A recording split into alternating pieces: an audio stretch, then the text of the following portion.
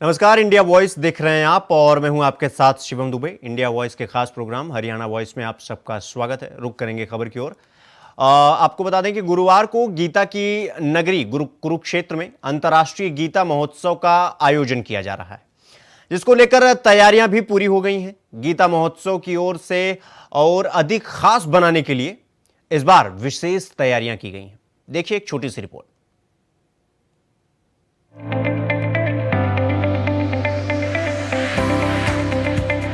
हरियाणा में आयोजित होने वाली अंतर्राष्ट्रीय गीता महोत्सव को भव्य बनाने के लिए मनोहर लाल सरकार ने तैयारी शुरू कर दी है।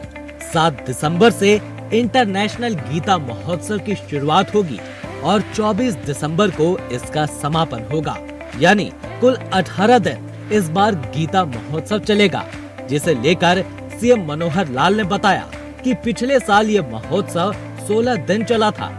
इस बार 18 दिन तक ये महोत्सव चलेगा। भगवान श्री कृष्ण द्वारा दिए गए श्रीमद् भगवत गीता का शाश्वत उपदेश को इस साल 5161 साल हो जाएंगे। प्रधानमंत्री नरेंद्र मोदी ने साल 2014 में कुरुक्षेत्र आगमन के दौरान कहा था कि कुरुक्षेत्र को गीता स्थली के रूप में पहचान दिलाने के लिए हर संभव प्रयास किए जाएंगे। प्रधानमंत्री नरेंद्र मोदी के मार्गदर्शन के बाद ही हरियाणा सरकार द्वारा गीता महोत्सव को इंटरनेशनल स्तर पर मनाने का फैसला लिया गया। एक इंडिपेंडेंट मेला अथॉरिटी ये बनेगी, जैसे सामान्यतः कुंभ के मेले होते हैं, ऐसे वहाँ इंडिपेंडेंट अथॉरिटी होती है।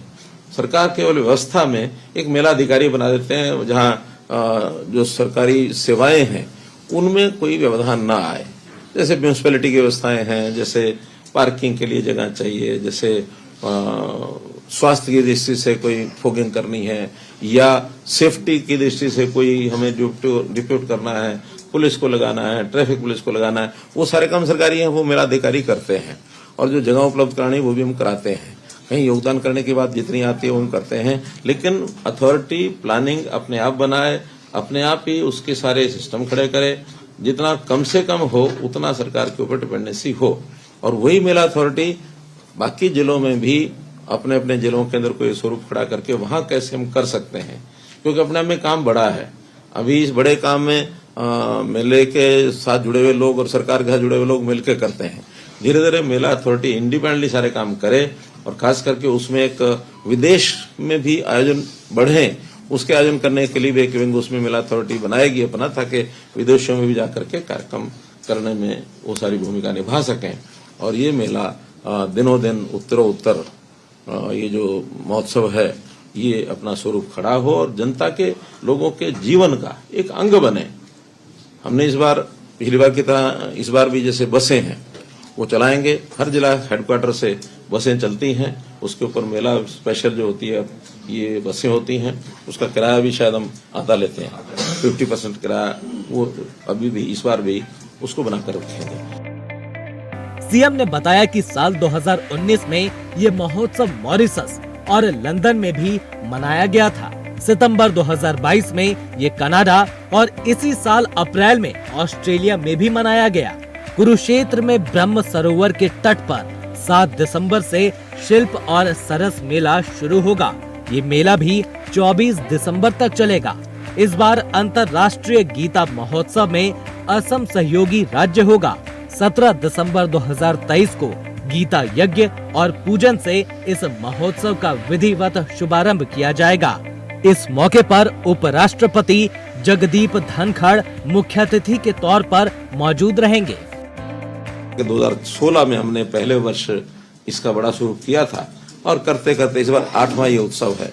और इस बीच में 2019 में हमें पता है मॉरिशियस में, क्योंकि पहले तो विदेश के लोग आते थे, बाद में विदेश के लोगों ने हमें यानी आमंत्रित करना शुरू कर दिया कि आप हमारे यहाँ आइए और आयोजन करिए। तो 19 में मॉरिशस में हुआ, 22 में कनाडा में हुआ, और अभी इस साल मॉरिशस लंदन में भी हुआ, 19 में लंदन में भी हुआ, और अभी इस साल ऑस्ट्रेलिया में बनाने की योजना अप्रैल के महीने में वो सब बन रही है। और स्वामी जी ही यूएसए में ऑस्ट्रेलिया में हो गया और अभी अप्रैल में यूएसए में। हाँ, तो यूएसए की ओर से निमंत्रण है। उस नाते से अब जहां जहां भारतीय मूल के लोग हैं वहां से निमंत्रण खूब आ रहे हैं। श्रीलंका की ओर से बड़ा अच्छा निमंत्रण है। श्रीलंका की ओर से, तो ऐसे बाकी देशों से भी धीरे धीरे करके जैसे आगे बढ़ेंगे तो उस नाते से जरूर ये विश्वव्यापी एक संदेश गीता का ये बनने जा रहा है। उपराष्ट्रपति जी आ रहे हैं 17 दिसंबर को, उनकी सहमति मिल गई है, तो उन्हीं के आगमन पर विधिवत प्रारंभ जो इस उत्सव का उस पूजन के गीता यज्ञ पूजन के साथ वो शुरू होगा। और उसी दिन कुरुक्षेत्र विश्वविद्यालय में 3 दिवसीय अंतर्राष्ट्रीय गीता संगोष्ठी 17, 18, 19 ये 3 दिन की संगोष्ठी होगी और उसमें गीता के ऊपर जितने भी व्याख्यान वहां दिए जा सकते हैं, जितना लोगों ने अध्ययन किया हुआ स्कॉलर्स जो हैं उस संगोष्ठी में आकर के और वो अपनी ओर से विषय रखते हैं। तो इस बार जो 8वां उत्सव ये होगा इस समय महोत्सव, और 7 तारीख से इसकी शुरुआत होगी। जैसे पहले एक सरस मेला लगता है जिसमें आर्ट्स एंड क्राफ्ट्स के नाते शिल्प और सरस इस नाते से बहुत से कलाकार अपने अपने प्रोडक्ट्स को, कृतियों को लेकर के वहाँ आते हैं, तो उनको वहाँ स्थान भी है, दुकानें हैं, वो सब दी जाती हैं, उसका एक सिस्टम है। 700-800 के लगभग वहाँ दुकानें हैं, उस पर वो आते हैं, लोग उसमें आना जाना शुरू करते हैं, बहुत से अपने उपयोग की चीज़ों को खरीदना भी शुरू करते हैं। कुछ सांस्कृतिक चीज से, कुछ अलग अलग प्रदेशों की उसमें जब चीज़ें आती तो हमारा उनका एक कल्चरल संबंध भी बनता है, जुड़ता है। तो वो अभी 7 तारीख से शुरू हो रहा है 2 दिन के बाद, और 24 तारीख तक कुल मिलाकर के सारी चीज़ें चलेंगी। मुख्य जो ये उत्सव है 17 तारीख से शुरू होगा। 17 से लेकर के 24 तक वो जो 8 दिन हैं उसमें बड़े कार्यक्रम सभी होने वाले हैं। हर वर्ष हम उसमें कोई एक पार्टनर स्टेट, एक राज्य को अपना सहयोगी राज्य बनाते हैं। तो इस बार असम जो है वो हमारा सहयोगी राज्य है।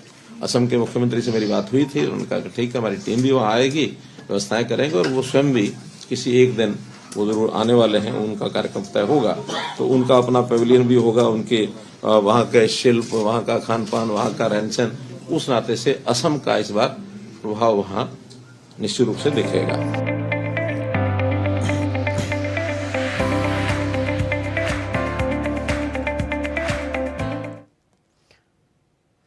7 दिसंबर से आयोजित हो रहे गीता महोत्सव में किस तरह के कार्यक्रम आयोजित किए जाएंगे, कैसे इन 18 दिनों में आयोजन होंगे, मनोहर सरकार ने क्या कुछ खास तैयारी की है, देखिए एक छोटी सी रिपोर्ट।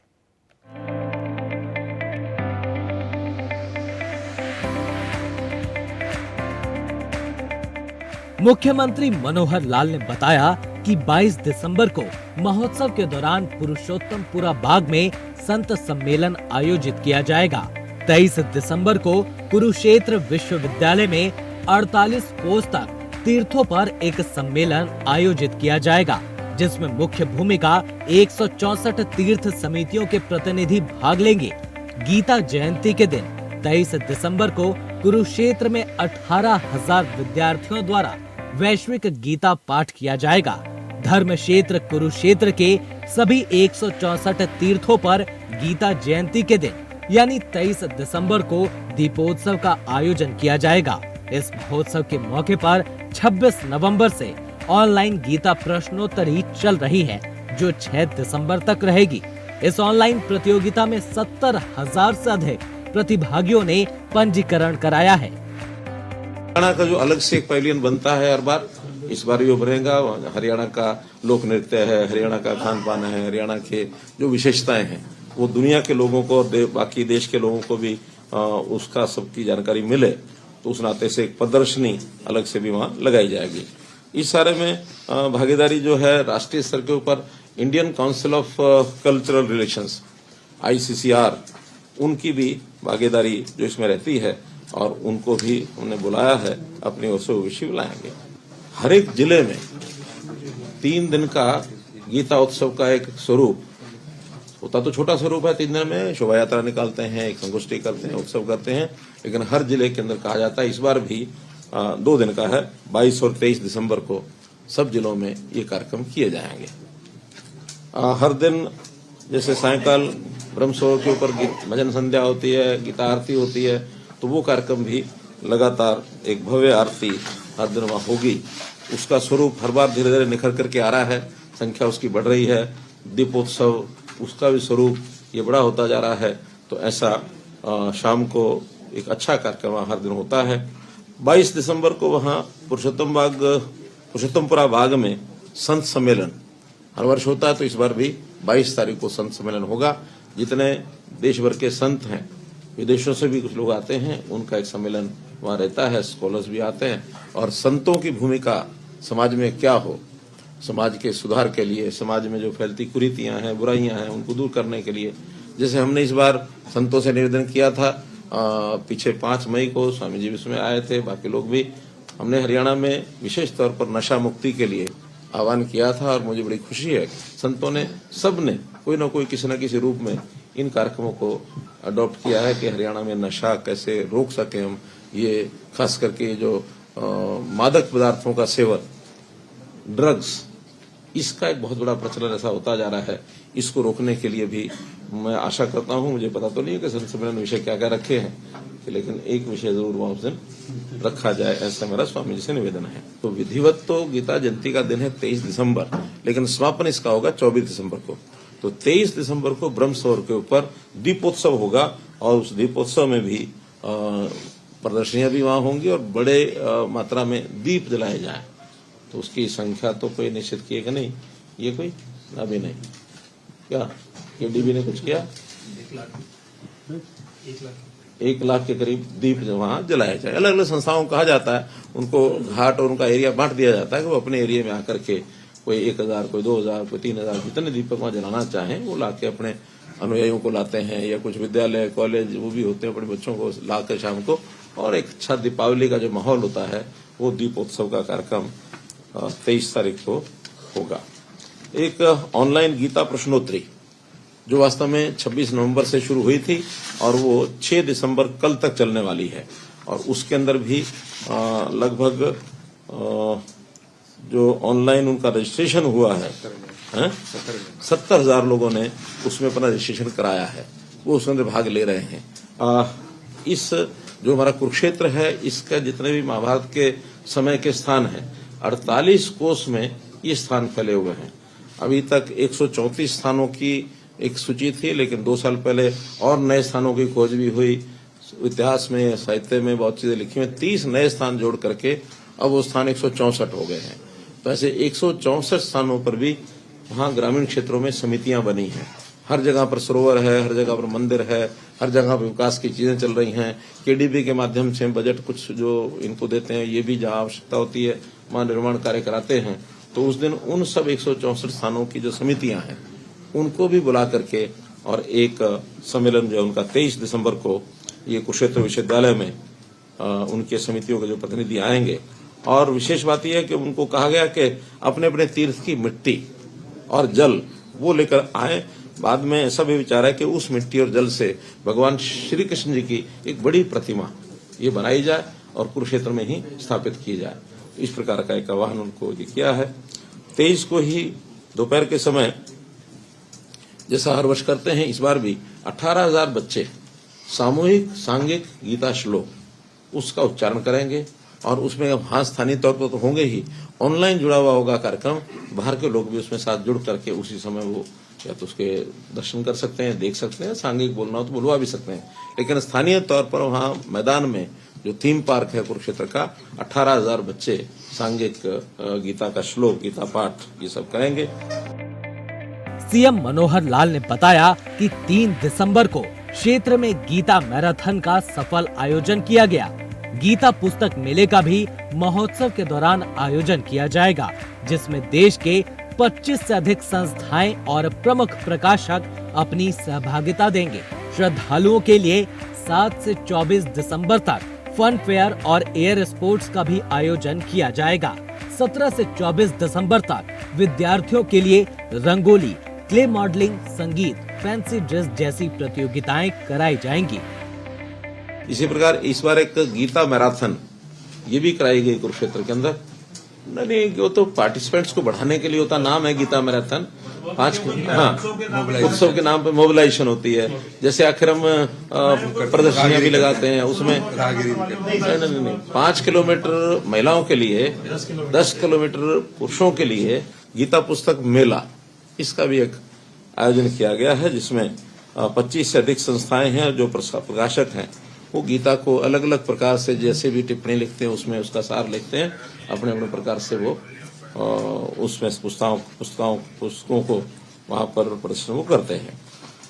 वहां पर बच्चों के लिए, महिलाओं के लिए, या जो लोग फन फेयर में भाग लेते हैं स्पोर्ट्स में, एरो स्पोर्ट्स, जैसे इस बार वो आया ना कि वहां पर जो कलाकार हैं, रंगोली है, क्ले मॉडलिंग है, सांजी है, पॉट डेकोरेशन है, फैंसी ड्रेस है, झांकी, पोस्टर, पेंटिंग, इस प्रकार के भी जो कलाकारों के लिए एक व्यवस्था की गई कि वो अपनी कला के माध्यम से भी उसमें भाग लें।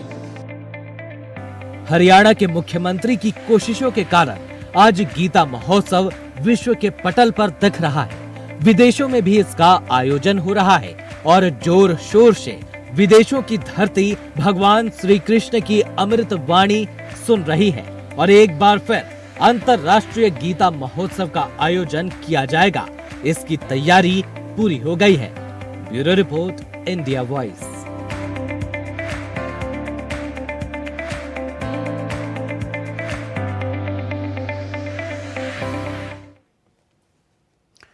हरियाणा के मुख्यमंत्री मनोहर लाल ने प्रधानमंत्री के स्वच्छ भारत अभियान को सफल बनाने की दिशा में पहले ही स्वच्छ भारत स्वच्छ हरियाणा योजना चला रही है। बता दें कि इस कड़ी में एक कदम और आगे बढ़ाते हुए उन्होंने आज ठोस कचरा तौल में गड़बड़ी करने वाले ठेकेदारों पर कड़ी कार्रवाई करने के लिए सीएम फ्लाइंग स्क्वाड की तर्ज पर शहरी स्थानीय निकाय में भी फ्लाइंग स्क्वाड गठित करने का निर्णय लिया है। बता दें कि मुख्यमंत्री मनोहर लाल ने बुधवार को चंडीगढ़ में नगर निगमों, नगर परिषद और नगर पालिकाओं में ठोस कचरा प्रबंधन को लेकर समीक्षा बैठक की। इस दौरान उन्होंने अधिकारियों को निर्देश दिए कचरा ले जाने वाले वाहनों की निकासी तथा एंट्री पॉइंट पर तौल मशीनें लगाई जाएं और वास्तविक भार के अनुसार ही ठेकेदार को भुगतान किया जाए।